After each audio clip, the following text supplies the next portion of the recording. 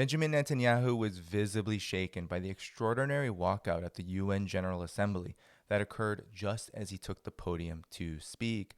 Delegates from over 50 countries emptied the room in what was a heroic act that signaled Israel is more alone now than it has ever been. And if you listened to Benjamin Netanyahu's words, you would understand why.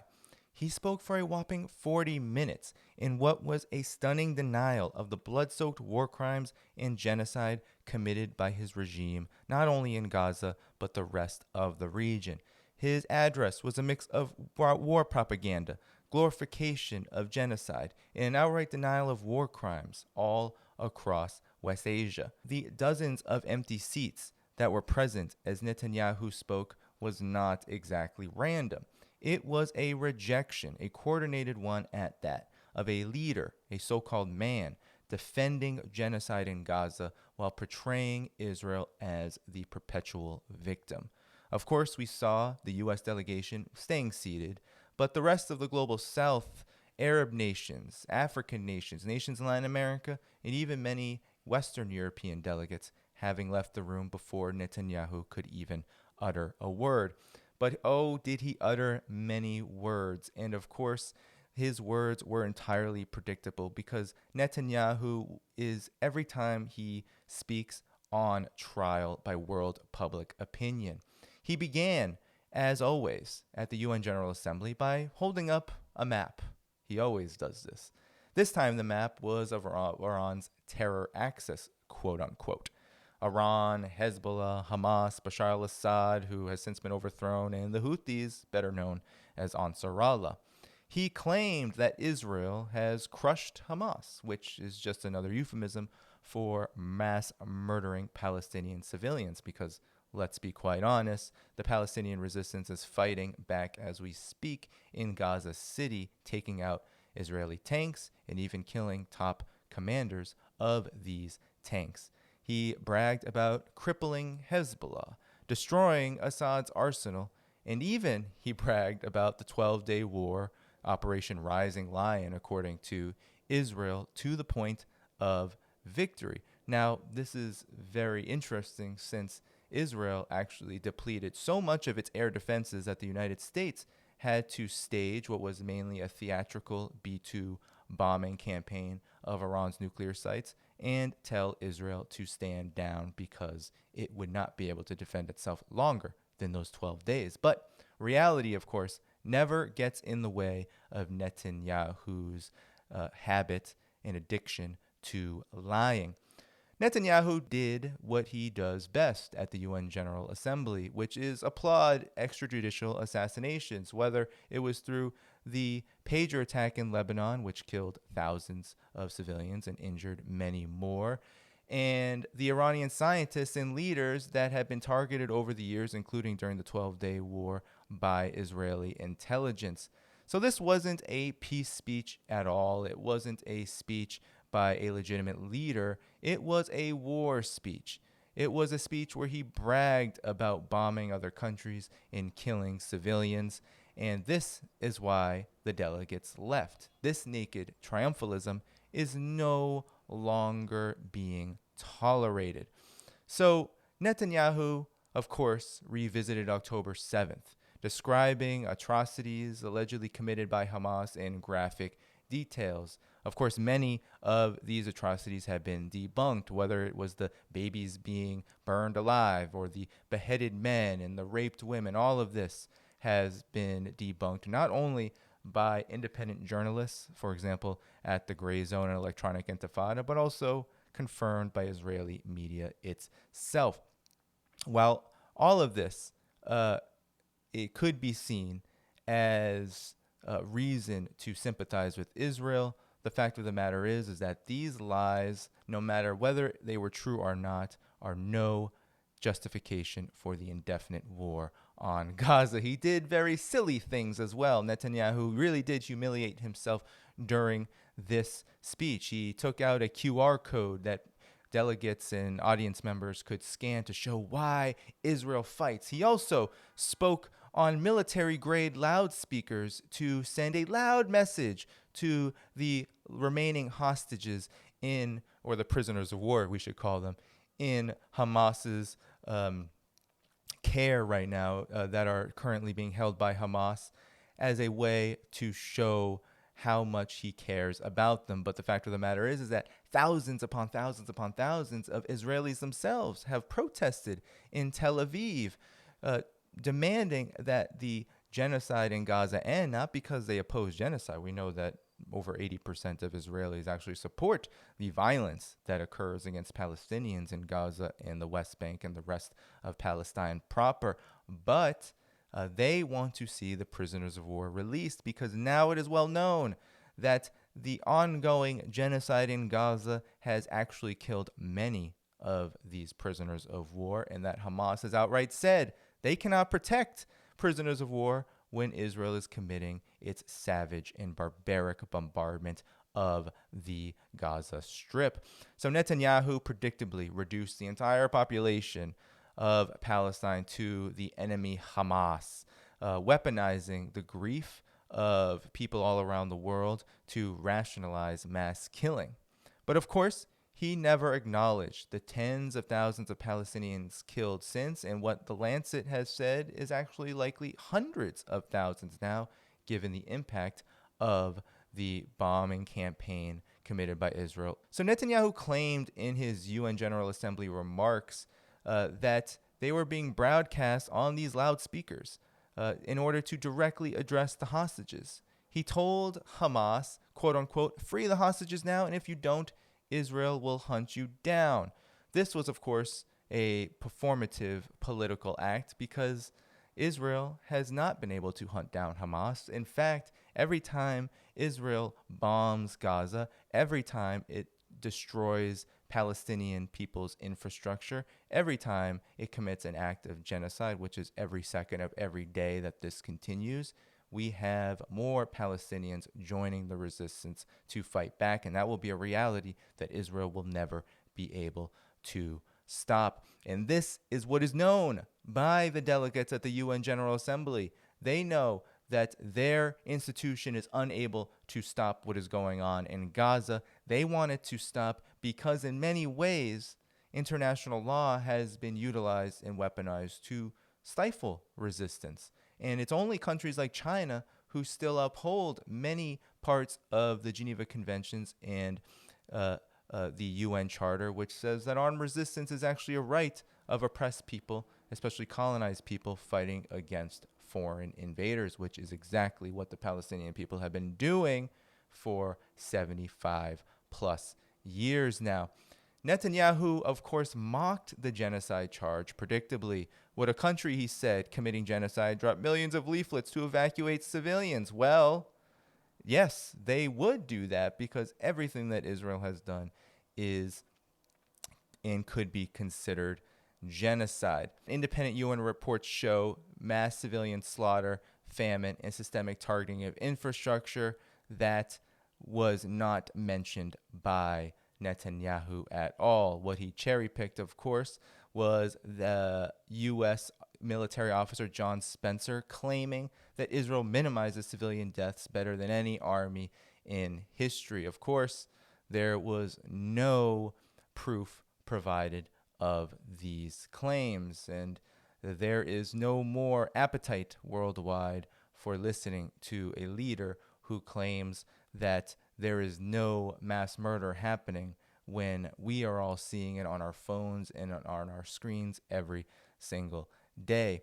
Now, Netanyahu also claims that Israel is sending 2 million tons of food and aid, 1 ton per person, and blamed Hamas for stealing it. This, of course, negates the many reports now that we have of the U.S.-backed Gaza Humanitarian Foundation, which has been shown to actually snipe at and kill Palestinians waiting for food aid and other medical supplies. This also negates the fact that the Freedom Flotillas, the Samud flotillas that are sailing toward Gaza have been attacked by Israel with drone attacks and various other chicanery in order to thwart them. And we know that the last flotilla that sailed to Gaza just over a decade ago was also attacked by Israel, and 10 people about were killed.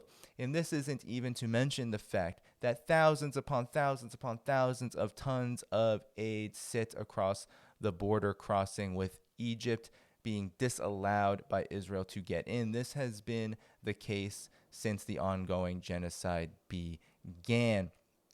So this was really a calculated inversion. Palestinians who are starving under siege are being called liars and agents of Hamas, while Israel is casted as their actual provider. And this should be seen as a complete and utter insult to the humanity of everyone. This is why delegates are walking out of the UN General Assembly, and this is why Israel is now more isolated than ever, because no one at this point with any ounce of humanity can stand to hear Benjamin Netanyahu and continue to ingest the hasbara that comes out of Israel. And this is actually having a market effect on Israel's capacity to conduct its affairs, for its capacity to continue its ongoing expansionism. Because remember, it is the Greater Israel Project that Israel wants to achieve. Israel wants to expand into Egypt, into Saudi Arabia. It wants to actually build from the river to the sea, as is often criticized of Palestinian activists, pro-Palestine solidarity activists, and the like. That is actually what is in the charter of the Likud party that Netanyahu is a part of.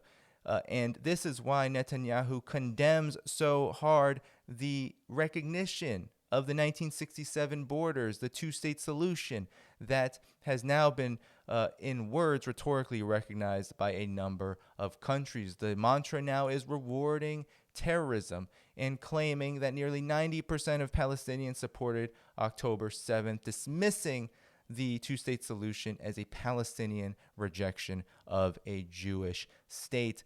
All of this is meant to deny Palestine not only their right to statehood, but their right to existence. And this is ultimately the plan that Israel has. He remarked that what giving Palestine a state would equate to was giving Al-Qaeda a state 1 mile from New York City after 9/11. And we don't have to get into all the suspicions that people have of Israeli involvement there. So this was quite ironic, because as the UN General Assembly was occurring before Netanyahu's speech, we saw former CIA Director David Petraeus meet with the so-called Syrian president, the puppet regime leader. He was a leader of Al-Qaeda that Petraeus likely trained. So this is an interesting inversion of reality that should also demonstrate just how desperate the regime Israel is.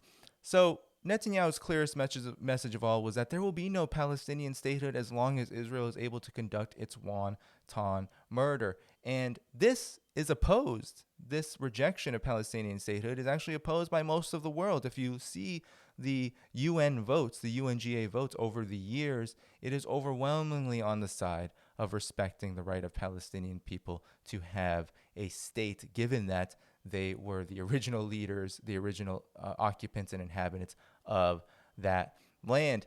Now, Netanyahu not only attacked Hamas and Hezbollah and Iran and those that he claims are adversaries to Israel, those that he cannot defeat, because, as you know, Ansar Allah of Yemen continues its campaign in the Red Sea and launching drones that have been actually successful in piercing Israeli air defenses. Iran in the 12-day war proved quite capable of launching ballistic missiles to the tune of billions of dollars worth of damage to the Israeli regime.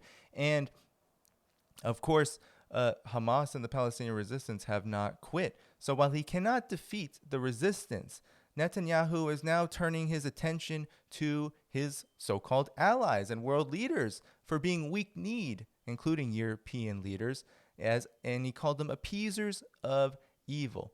Accusations of genocide and starvation were blood libel, he said, and he attacked Western mainstream media as Hamas's propaganda arm. Imagine, he said, as he lectured leaders whose citizens have died in Gaza protests, telling them they were cowards. So no wonder that the delegates left. Mind you, a U.S. citizen was killed in an Israeli strike on Lebanon just the few days before his speech. So Netanyahu, of course, did what an Israeli leader would do when your back is against the wall. He kissed the ring of Donald Trump.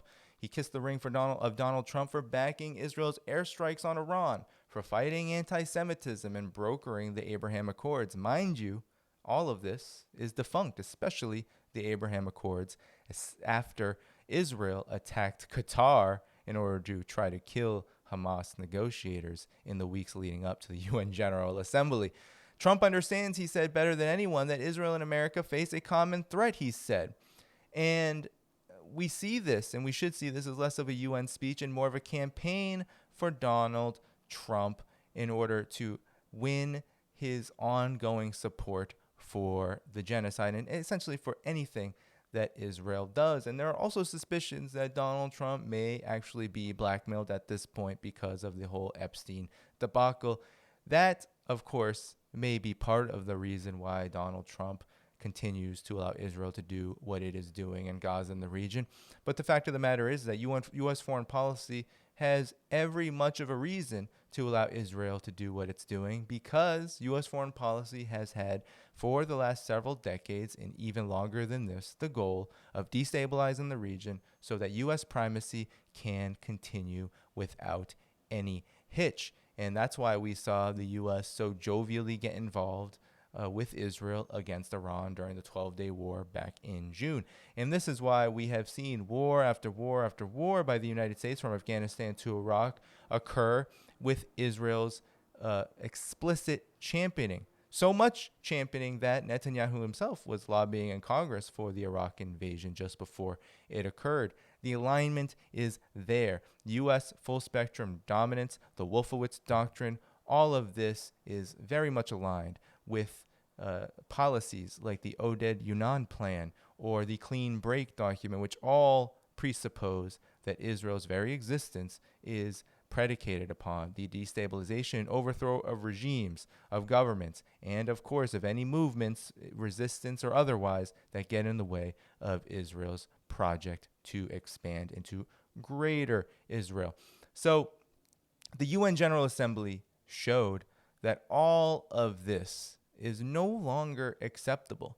And it's important to note that this is what makes it important for the United Nations, for the international law system itself, as flawed as it is, to be upheld to the fullest degree, because we need more global displays. We need these institutions to show that they stand with the letter of the law that they have all signed off on. And this has become more and more difficult by the day as Israel is given carte blanche with absolutely no action taken against it by the very force and entity that claims that it is an arbiter of international law and peace. Wink, wink, Donald Trump, who in his UN General Assembly speech said he was the peacemaker. Well, Donald Trump is the primary obstacle to peace, to Palestinian existence, to Palestinian statehood, and, of course, to the end to the wanton mass murder that Israel is committing in Gaza, in Lebanon, and the rest of the region. Now, Netanyahu pivoted at the end to celebrate the opening possibilities of peace now that everyone has been defeated, essentially. He claimed that Israel would expand the Abraham Accords. He cited encouraging remarks from Indonesia, even though we saw Indonesia say that it was going to send 20,000 peacekeepers to enforce an eventual end to this genocide. But this peace is conditional, of course. Any opportunities for Israel to stop its wanton massacre is predicated and dependent upon Israel's so-called military victory under Israeli terms, with Palestinians not only completely excluded, but likely not even in existence at all. And so this is why Netanyahu's speech rang hollow, and this is why the glorification of endless war was met with a mass walkout. And so what is the point of all of this? Well, the point is that Israel is in big trouble. No longer is it the case that Israel is seen as an entity worth protecting. In fact, this UN General Assembly walkout shows that the world is fed up with Israel, and for very good reason. It's not only that Israel's genocide in Gaza has committed horrors that are untold and perhaps not matched at any point in modern history. It's not that Israel seeks to expand these crimes ever more, over and over and over again, whether it's in Lebanon, in Syria, or of course against Iran and in Yemen, where Israeli strikes have killed dozens of journalists there. It's not only all of this, it's not just the crimes that people are sick of, it's the fact that Israel cannot win. Many people in the collective West, many of these leaders, especially if we're going to exclude ordinary people, because we know most ordinary people are on the side of Palestine. But if we just look at the collective West and the leaders, the US leaders, the leaders of Western Europe, we know that they are not opposed to war and genocide. They have committed genocide themselves. They are descendants of genocide in many respects, and then they have committed their own in many respects. I mean, look at what has happened in West Asia before the so-called Gaza genocide began, because we call it so-called because it really didn't begin in October 7, 2023. It's been happening for decades upon decades since the establishment of Israel and even prior. But the entire region has been engulfed in flames, mainly by the collective West. And many of these wars could be considered genocide themselves. The million-plus Iraqis who were killed in the U.S.-NATO war, an invasion, an occupation. And then we can go back further, where Europe and the United States, whether it's Vietnam or Korea, committed their own kinds of genocide. So it's not that war crimes are abhorrent to many now.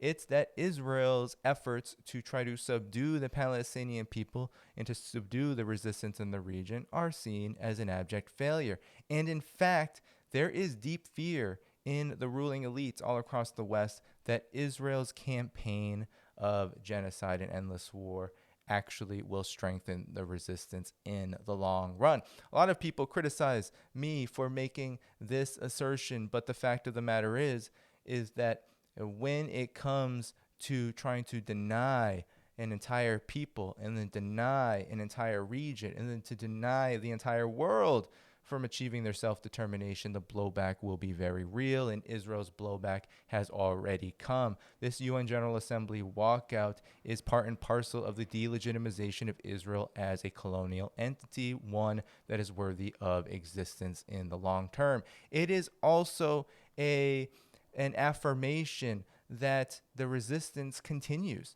that the Palestinian people continue to fight back, that every Merkava tank that is taken out by the Palestinian resistance is another reason why people are not going to be convinced that Israel is not just winning, but worthy of committing the war and the genocide that Israel is saying and Netanyahu is saying is leading to victory.